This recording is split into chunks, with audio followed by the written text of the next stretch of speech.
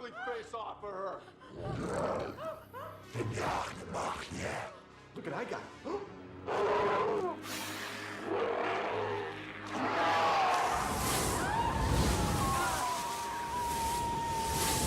Movie tie-ins. They're not great, are they? Sure, there's been a few solid or at least entertaining titles such as The Thing, Spider-Man 2, and Peter Jackson's King Kong, the official game of the movie, but for the most part, they tend to be rush jobs due to the ever-increasing demands and lack of time sprung onto developers by their publishers. Dodgy graphics, awkward tank-like controls, and none of the sparkle that made the film good enough to warrant a game. These are the trademark signs of a bad movie tie-in. However, I have been left slightly confused as to how to feel about The Mummy on PS1. While it was indeed hideous to look at, particularly when zoomed in on characters' let's just stick the actor's mug on them faces, and the controls incredibly piss poor at crucial moments, to the point I wanted to snap my controller in half, I found it strangely enjoyable at times. Very few times, mind you, but enjoyable enough that I sat through countless cheap deaths, totally unfair group fights, and very clunky platforming for 6 hours straight. I honestly don't know why I like it as much as I do. Perhaps because I'm already a massive fan of the film, so much so I had to rewatch it as soon as I finished the game? Or maybe because it reminds me of the countless childhood hours I spent pillaging long-lost cities in Tomb Raider. Or maybe I'm just a sucker for the ancient Egyptian aesthetic, who knows? Now, don't get me wrong, for all intents and purposes, The Mummy on PS1 is downright awful, and I will happily rip the game a new one as I discuss just how awful it is. But there were elements of the game that I think were done fairly well. Not enough to save The Mummy from eternal damnation, mind you, but enough to at least reward it some form of mild praise. So let's get on with this review, shall we? Now, there's not much I can find in terms of development, but there usually isn't when it comes to tie-in games like this. What I do know is that it was developed by Rebellion Developments, the same developers of the Sniper Elite series, and not only 1999's Alien vs Predator, but also the 2010 reboot. The game was then published by Konami under license from Universal Interactive Studios, and released at the tail end of 2000. A whole year and a half later than the original film's debut. Better late than never, I suppose. Actually, in this case, I'm not sure. The first thing that got the excitement bubbling for me was this awesome little title screen. Rather than jumping straight into the main menu and being all, here's your start button and all the other crap, off your trots, we get this nifty first-person view of the Book of the Dead being unlocked and opened, before an ominous wind picks up and whistles in our ears.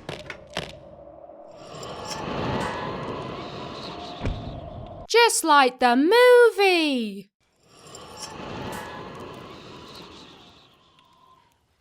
That happens a lot around here.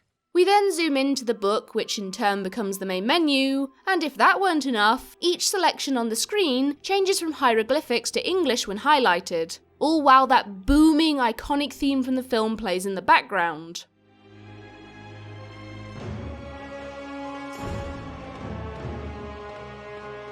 I mean, if this doesn't get you in the mood for shooting mummies and raiding tombs, nothing will. Starting the game gives you the opening scene from the film, which is typical for a movie tie-in. However, I do have to point out a few things here that bugged me, you know, being the movie addict that I am.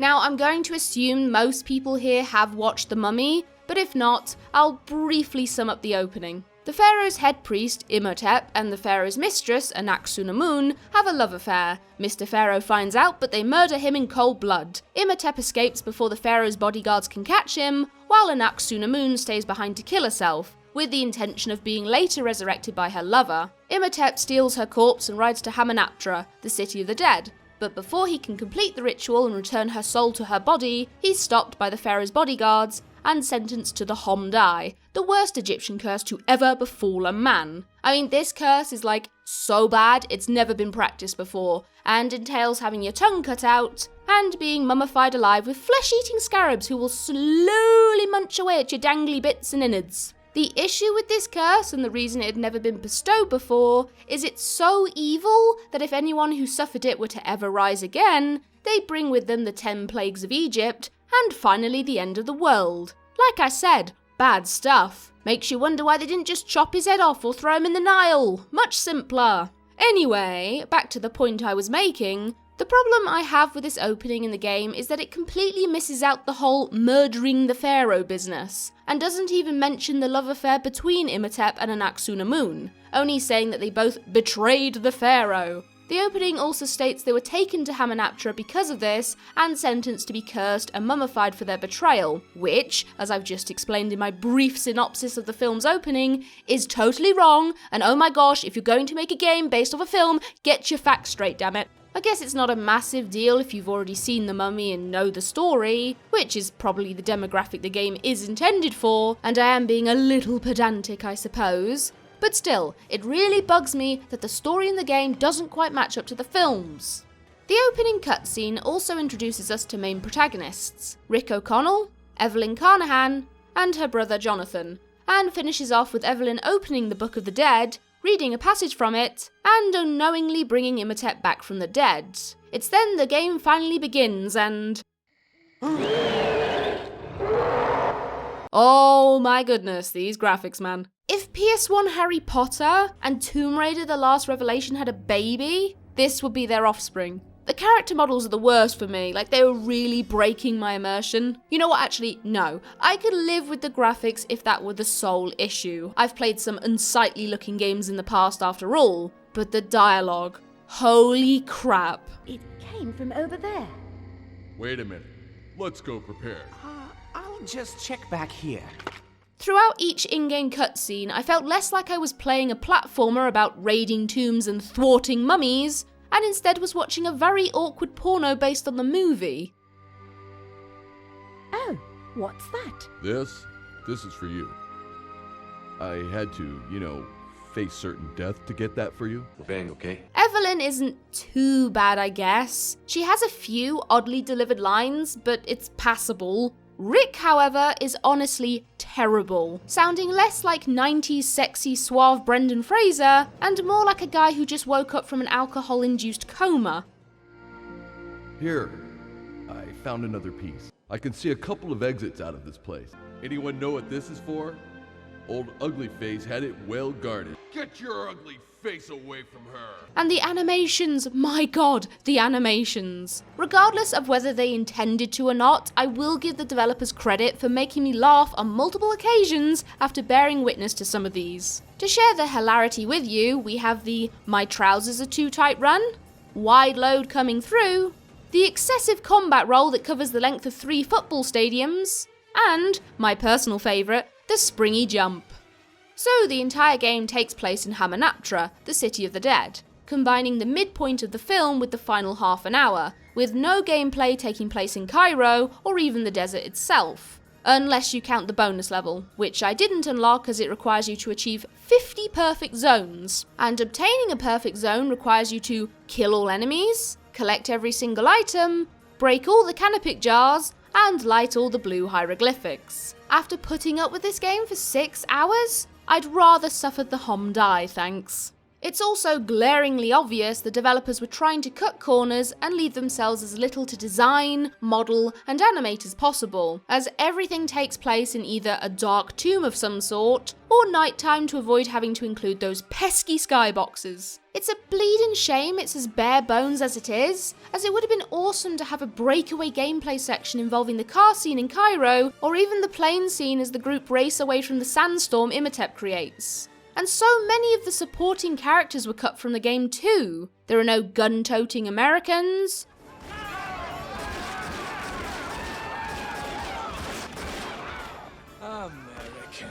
no sexist Egyptologist, and no other Magi besides Ardeth, making the game feel very devoid of life at times. Though, given we are fighting hordes of undead for the most part, I suppose that does make sense. So the game is split into multiple levels, which in turn are accessed via various hub areas. You can't choose which level to tackle first, however, as each one is linked to specific cutscenes, which aid in the story's progression and therefore need to be completed in a certain order. While it's not a big deal breaker for me, as this was the first time I was playing The Mummy on PS1, it does make the game feel rather lacking in the freedom that made titles like Spyro the Dragon so much fun. I'm also left wondering why they even bothered with the hub areas, and didn't just go with the Tomb Raider system of loading into the next level once you're done with the previous. That way I wouldn't have to run around for 5 minutes trying to find the entrance to the next level, and this game could be over a whole lot bloody faster. Now, one thing I do love about this game, either for hilarity's sake or for the absolute fear it induces in me,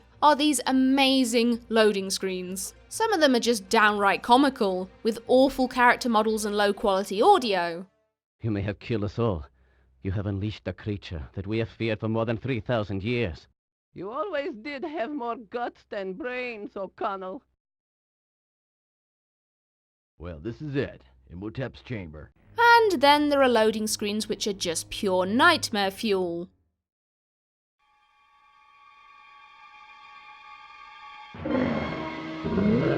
Fun fact about me. I watched The Mummy when I was about 7, maybe 8, and I was so terrified of the monster that for weeks I couldn't sleep in my room unless I had my cat with me, as I was terrified Imhotep would break in and steal my organs, and the only way I knew to keep him at bay was to have a furry feline close by. Even to this day, I am petrified of mummies because of this film. So yeah, seeing these loading screens, that resurfaced some childhood fears of mine, I gotta say. That's not the only time I felt creeped out playing The Mummy either. One thing this game does do right, at least in my opinion, is bring with it that eerie atmosphere the film gave off when Rick and the gang were exploring the tombs. For the first few levels, I was genuinely terrified to walk around a corner lest I run into the mummy himself or some horrific booby trap. And this trepidation was further accentuated by the small, dark, claustrophobic rooms and corridors, very short draw distance, and unsettling ambience at times.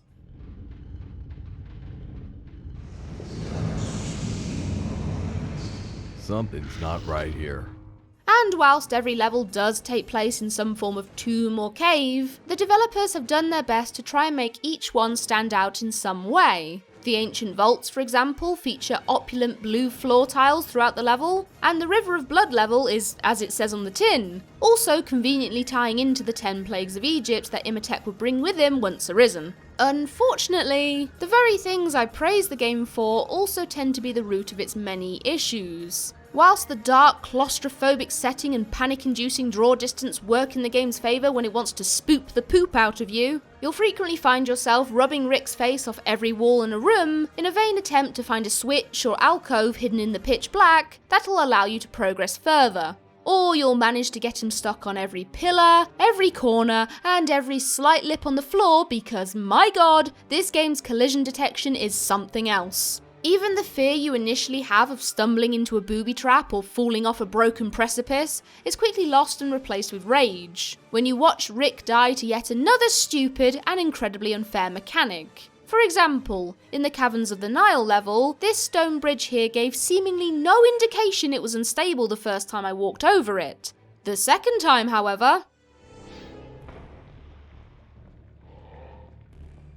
then there was the swinging chain in the Curse of Boils level. Well, I say swinging, more like gently swaying in the breeze. And yet...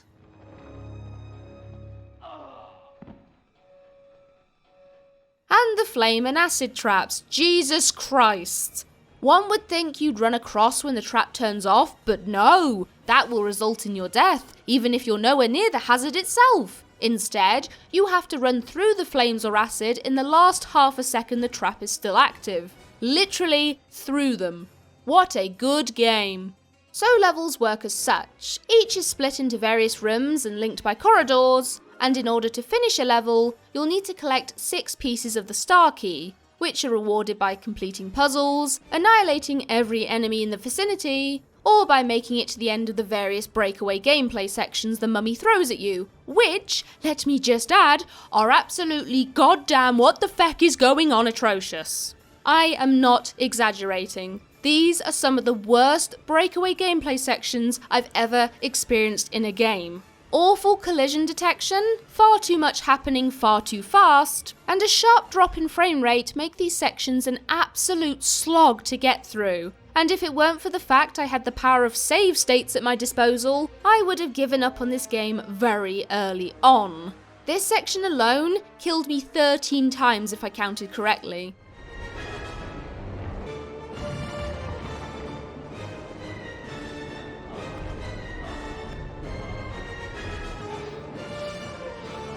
And it got to the point where I had to periodically pause the game when I knew I was safe in order to save state before attempting the next hazard. Look, I am all for developers trying to spice things up with a bit of breakaway gameplay, but for goodness sake, if you're going to add it in, make sure it bloody works. Combat isn't much to write home about either. What could have been a fairly entertaining and possibly redeeming part of the game is turned into an outright chore because someone in the development team decided it was a good idea to map the weapons and items inventory to the R1 and X buttons. That doesn't sound too bad at first, but let me explain in a bit more detail. In order to access and cycle through the inventory, you'll need to hold down R1. Not tap, hold, for at least a second. And that's just if you want to go right. If you want to go left, hold R1 and X. Imagine this scenario. You're being attacked by evil ghosts whose only weakness is melee weapons, and you currently have a gun equipped. Now imagine trying to avoid said ghosts who can take a good chunk of your health off with just one hit, all while trying to hold down R1 long enough to cycle to the correct weapon. Oh, but you just held it down for too long! Now you have your torch equipped rather than your trusty sword, which takes twice as long to kill anything. You have no choice but to use it, however, as swapping weapons means you have to stop fighting, and stopping means the ghosts have another opportunity to swing at you and potentially kill you, and killing you means starting back at the beginning of the room, with all collectibles back where you found them, and all enemies respawned. I want to die. Speaking of enemies, they're a fairly mixed bag in terms of variation and difficulty, and as I mentioned before, some even require different strategies in order to defeat them. It's a breath of fresh air in these otherwise dusty old tombs, but I wish the developers took the time to come up with a few more challenges involving them, rather than just throwing multiple enemies on the screen at once to the point the game started cacking itself. And I really do not appreciate the fact enemies can suddenly spawn not only in front of me, but also behind, which wouldn't be an issue if the game didn't then lock me out of attacking every time I took a hit. This actually happened straight off the bat in the Hall of Scarabs level. Instead of going down the stairs, I went left, and in doing so, boxed myself in between two mummies and a wall, leaving me no option but to desperately mash X in the hopes of landing an attack, while they slowly pummeled me into a fine paste. And this sort of crap happens so often that you have no choice but to rely on cheese mechanics to get through certain areas. Yes, it feels cheap, but hey, it gets the job done, and the less I have to die and restart a section of the level, the better. I've just realised I haven't really touched upon the platforming in The Mummy. Well, I can sum it up in 2 words for you. Absolute shite! Gosh, it's been a good long while since I played a game where the jump ability completely overcompensates and sends you flying to your doom. You know what? Instead of me explaining just how bad it is, take a look for yourselves.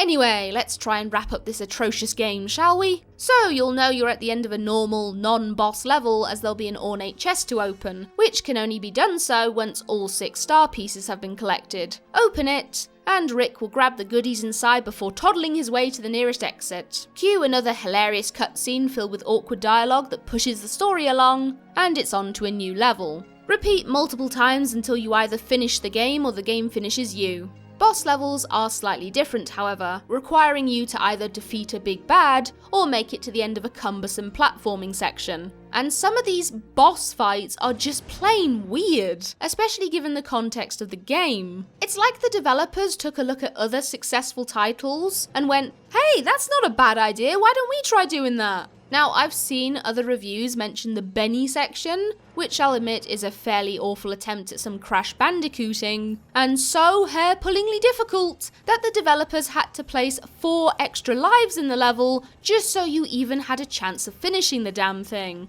But I'll do you one better. The Anaxunamun boss fight. This is basically Pac-Man. I'm not even joking. The goal here is to light up the entire floor by walking over each tile, all while avoiding Anaxunamun's ghost, which can insta-kill you, and her mummies that can incapacitate you for a few seconds. And the whole fight is shown from this top-down perspective. I mean, the only way you could be more derivative is if picking up this Ankh made all the enemies vulnerable and turn blue.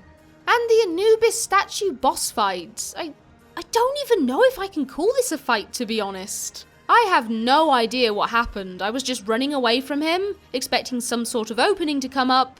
Meanwhile, baby legs Anubis here kept apparently tripping over the pattern on the floor, which eventually led to his downfall. Literally. I'm not the only one left confused by this boss either. I was reading a walkthrough for this specific fight because I wanted to know exactly what it was I did to beat him, only to discover the writer was just as puzzled as I was. I guess we'll never know. But the Imhotep fight. Jolly jammers, that was a doozy. The first thing you're supposed to do is jump to the centre platform and free Evelyn by swinging at the chains with your nifty sword in hand. But 9 times out of 10, Rick would land himself on top of her like the horny bastard he is, and try as I might, I could not avoid this goddamn energy blast that Imhotep sends out, which is an insta-death, might I add.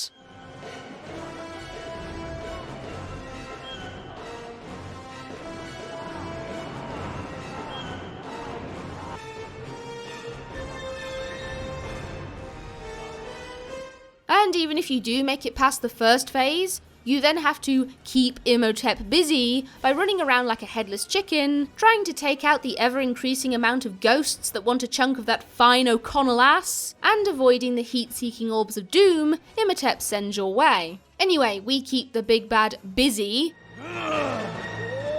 Evelyn reads from the Book of Amun-Ra, which in turn makes Imhotep mortal. We take a few stabs at him and then he falls off the platform.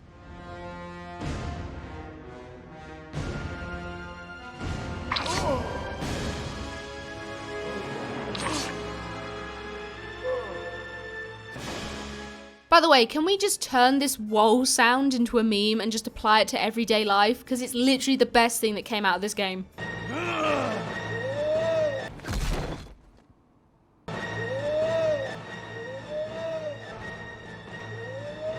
And then the ending scene from the film plays, which I can't be asked to show in full, so here's a few snippets.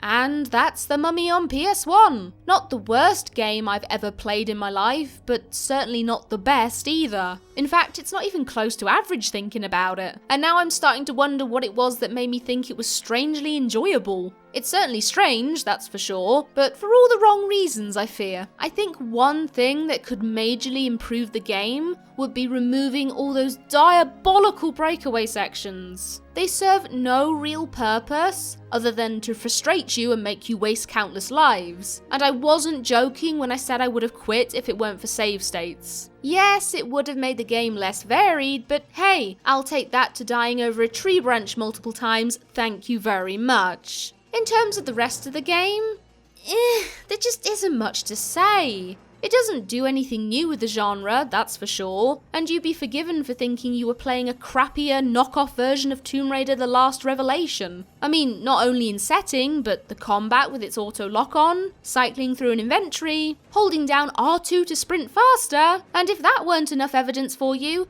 look at the demo mode you get after waiting on the main title screen for too long.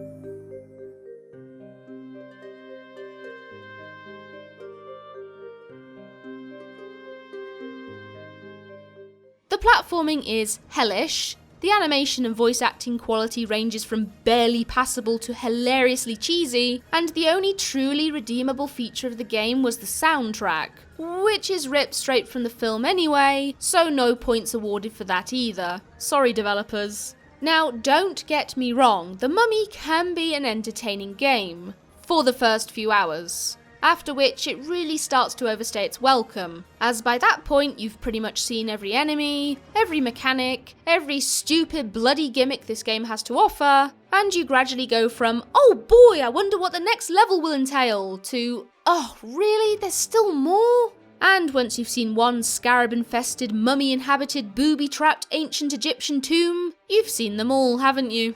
And that's my review for The Mummy on PS1. I hope you guys enjoyed it, and if you did, please leave a like as it really helps me out. And if you've tortured yourself with this game, watched someone else do so, or just want to talk about it a bit more, let me hear your thoughts in the comment section. That's all from me. I'm off to have more nightmares about mummies assimilating my organs and fluids, and this time I have no cat to protect me. Peace out, guys.